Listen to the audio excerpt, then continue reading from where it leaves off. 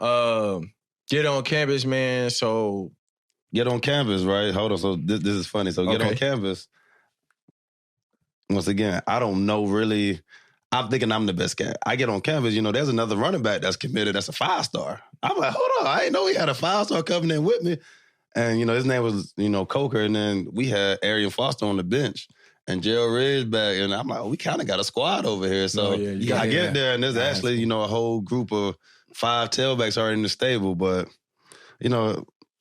I ain't scared to compete. So it ended up working out good. I actually played some as a freshman. Yeah. Tore my ACL as a freshman. Mm-hmm. And then, came back from the ACL, actually scored my first game back against Cal. Kind of historic run, low kid. Broke this tackle down the sidelines. Kind of dope for your first touchdown, like a 43-yard long touchdown run, which is crazy. Look at them. These boys quick with it. Oh, yeah. No, Faye got the clips on there. Oh, bro, you can't tackle that man like that. That man did heavies. Come on now. He did heavies. He done felt it, bro. You can't tackle him like that. Still doing heavies. You got to go to the legs. Quit playing with He's doing heavies. That wasn't going to work. Come on now. No, that's a fire first touchdown. That's dope, man. That shit was lit, too. My fan was there, first touchdown. That's dope. Yeah. Shoe came off. I was about to say, this nigga had a spat on. Yeah, ran out your shoe. Came off. Shoe fucking came off, man. Oh, shit. So, man, so just going through that, man, it was a great time at Tennessee. I had a few early injuries throughout the time there. Coaching change. So you see right here, this is like my second year with 23 in the country, but we actually were number 2 in the country my freshman year. So okay. So how was that? You already came from. I told you we played LSU in the championship game in 2007, so we had some success there, man. Right. So you coming from success. What was it like? Being a part of that team, your freshman year.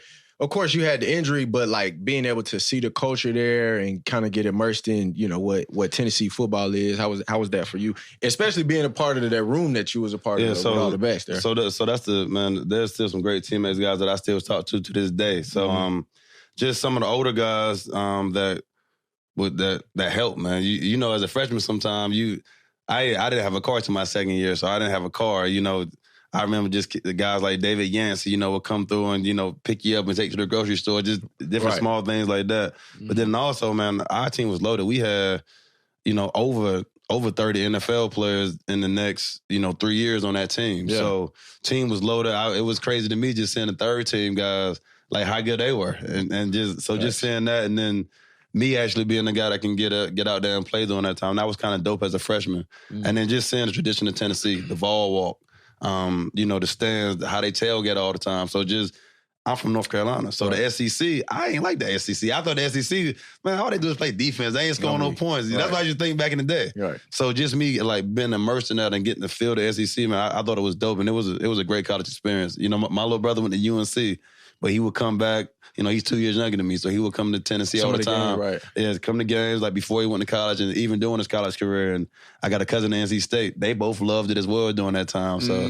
So you was not only just playing football though, like you was out here working too. So yeah, they know. Yeah. So they know you outside. So one of your side hustles was I just throw the parties, man. You was the party man. Yeah. So it's funny that episode. This one Facebook. So I'm gonna date myself a little bit. So when Facebook first dropped. It was only for college. 05. 05. My freshman year. 06 when we got on. Yeah. That's what it was. Yeah. 05. So it was only for college. Yeah. So, so blah, blah, blah. So now you go 05, 06. So it was only a college thing. So that was my first time I made a party ad and put it on Facebook. Okay. And on like Wednesday before the party, I cut the flyers up, went to the Thornton Center, which is where we used to go for academics at University of Tennessee. Yeah. And actually was literally using the hustling out cutter, the academics. Hustling like making the paper cutter. Asked a few little people on campus, a few of the boys, a few of the girls I know in my class to pass out some of these flyers. I don't think it's going to be anything like that. So we win a game. And I'm over at my homeboy house. We kind of, after the game, we call it pregame before you about to go out. Yeah, for sure. Yeah, y'all know about that. So we pregaming, and the guy from the club, he's like, "Hey, it's a line wrapped around the building, man. I ain't gonna let nobody else come here till you get here." I'm like, "What?" Hell. So, all right, are you serious? So literally, we all go, and this been like 2 days promoting a little bit on Facebook, and we handing out some flyers. And it go from that to being, jumping. This is like after our second game, I forgot who we played, and then from that point on, like now, not only all the after party at the football games, but I'm throwing parties with the cues. I'm throwing red light, green light parties in the all season. Red light, green light. He's just all black affairs. So like all black affairs, literally. So that was my little side hustle, man. I had Cool Entertainment. Cool Entertainment. That was the name because you know I couldn't put it under my own name during that time. Fact. That's before NIL. So I had Cool Entertainment. Cool. Where they even come from? The cool. What was the cool? It got to be a story. Cool. Cool. All right, so this is the real story. So what's the real story? We actually made like a little fraternity at Tennessee, the football players. So it was called Cool. And, you know, you say Cool, established in 06. And if you don't like it, you can suck up. Whatever. You know, that was our little motto. Like, we met about our own frat. And so Cool Entertainment was just like the name of my like promotional thing after that because they kind of people already knew Kufa. It was like all the football players, and then Kufa Entertainment was the way that you know it's kind of like a football party. Yeah, y'all definitely couldn't use that 06 line. Yeah. That wasn't gonna fly, King. That's crazy. King, that 06 thing wouldn't have flew with us down there, you know. I'm an alpha, you know. But look, it didn't fly UT either. So you know what I'm saying? Like, it didn't fly UT. I do some of the alphas and the sigmas. You know, I guess the ILOs. It sounded like the Blue Five. Yep. So I had to go talk with the boys, but look, we got a smooth. We started throwing parties together as well, so it got cool. Yeah. That's what's up, man. It was no disrespect, but yeah. That's what's up. I mean, so even tell me about that real quick, because like you basically said like, all right, so after a while you realize, well, hold on, I got to start to like that. I got to start only focus on football. So obviously you just trying to get your money. You was doing this, like your first 2 years, the Cool shit. Yeah, so my first 3 years, really. Okay. So remember I told you I got hurt my freshman year, so then I redshirted. So my next season, and the year after that, and in my junior year, that's when I kind of started handing it off. And then senior year, I didn't do it at all. Okay. So junior year is when my DJ started doing the promotions and I think he might still be doing promotions at UT right now. Probably. Hey, listen, look, if it's up like at UT, it was good. And football ran too. Well, you know, just being around the area, you know, a lot of people just tell me though, like the football team, the football guys were never in these areas throwing parties, and so it was kind of cool that it was like the first. That was like the first, yeah. So it was cool. Okay, it was a good time. All right. I know we was talking about too. But matter of fact, hold on, bro. Let's take a little commercial break real quick, man. We got Big Dog in the building, bro. We ain't about to wait no more. After these messages, we'll be right back. 07, that was your third year for real, because you got hurt. Yeah, but it was my second year. For the stat wise. Okay, so Aaron Foster was still there. He was. Man, Aaron Foster played 05 every year except my senior year. Okay, but it was y'all was the two features or he was starting. So we would always all go back and forth between starting, right? So my redshirt freshman year, we kind of alternated. Mm-hmm. But there was a guy here from Antioch named LaMarcus Coker. Yeah. He started in front of both of us 1 year. He took me in there in position for a year. Yeah. And then we were able to get it back, but he took our spot for a whole year. We was second and third string. LaMarcus could tote it. He could tote it too. So, man, we had some dudes, man. We had some dudes. He could go to LaMarcus. Yeah, that nigga there, boy. Nah, yeah, shit. I mean, we got some stories. He laughing, bro. I was about to ask a wild moment. That's my dog, though, man. They had a stable of backs back there. I mean, but that was the era when, you know, shit. You had a motherfucker. Once you got him at the school, you had him for 3-4 years. So you couldn't even, you know, if you try to you transfer, you're going to lose one. First, you got to sit out for a year, and you can only go here, or here. Right. So that's the different rules. So you were going to stay and grind for the most part. Yeah, Yeah, having that type of competition, though, I mean, shit, do you see what type of players it make? You know what I'm saying? The type of players that it make, bro.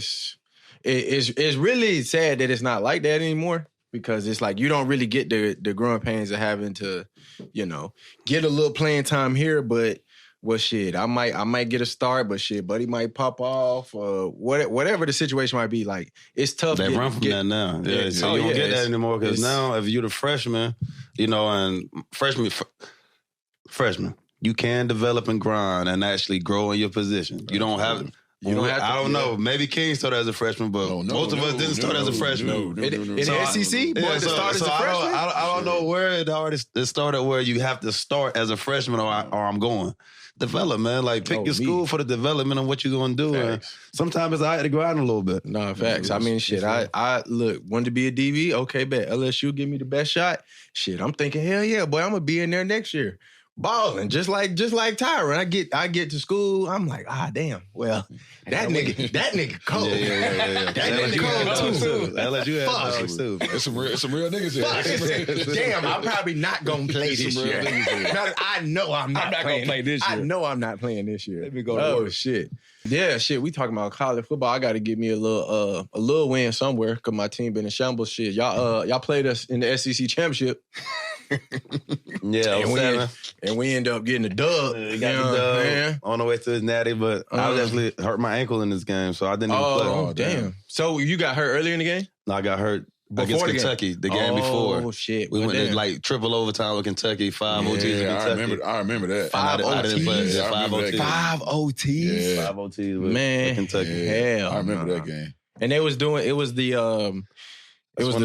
touchdown. No, the overtime. It was touchdown and then 2 points every time. You know, once you got to like the fourth one, now you got to do it earlier. Yeah. Right. But during that time, I think you had to go 4 overtimes before you had to start going. I think the fifth one. Oh, before you had to start going for 2. Damn. Yeah, bro. Yeah, listen, I've been a fan 5 of his. overtimes is crazy. I've been a fan of his since like, I know he knew this now, but like even before he really met me, I like just the way he run, like his whole demeanor, how he run as a running back, as an old lineman, like.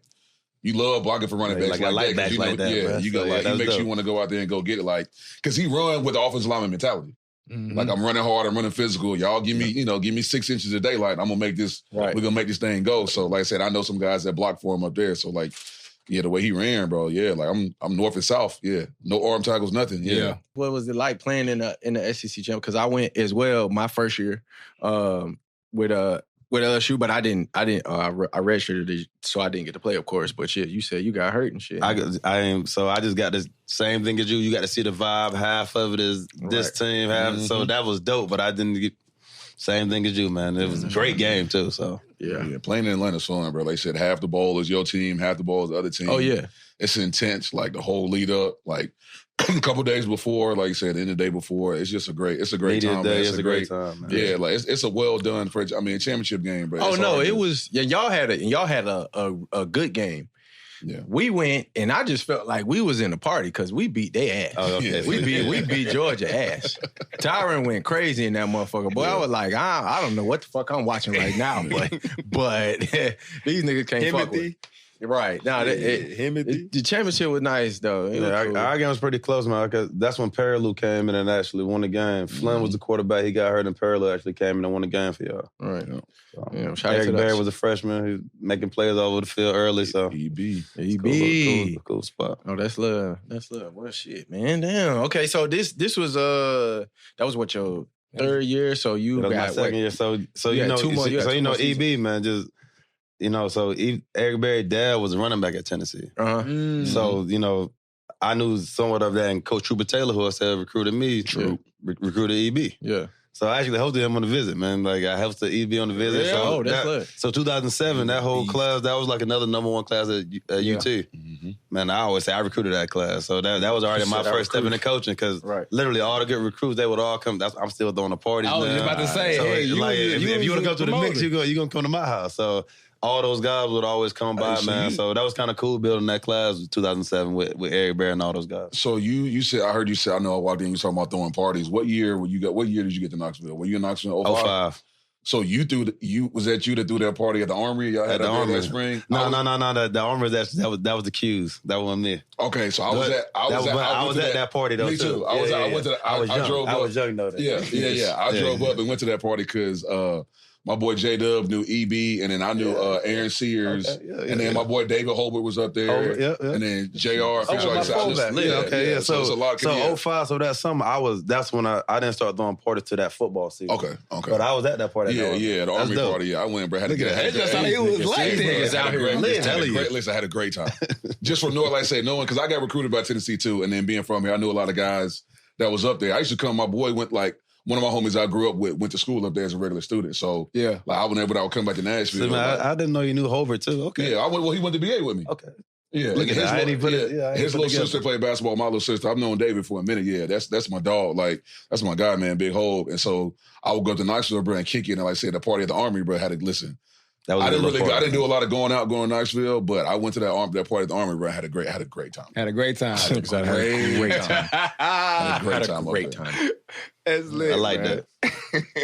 All right, so this was your junior year. You had some success. Y'all went to the SEC championship, and then that next year, it didn't go so well for the team. If y'all, so now we're gonna do a little. So now I'm gonna bring my history, so 07, we had Coach Cutcliffe had just came back in 06.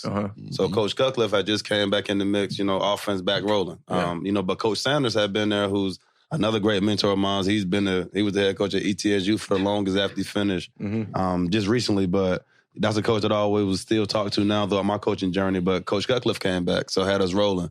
That year, Coach Cutcliffe left. Oh, Coach Clausen came in, who was the head coach at Wake Forest for a long time, but he was at Richmond. That was his first time coming in to be our OC. And, he brought Coach Latrell Scott, who actually, as a coach, he was the head coach at Norfolk State, gave me one of my first opportunities to be a Division I coach from Division II. But they came in together.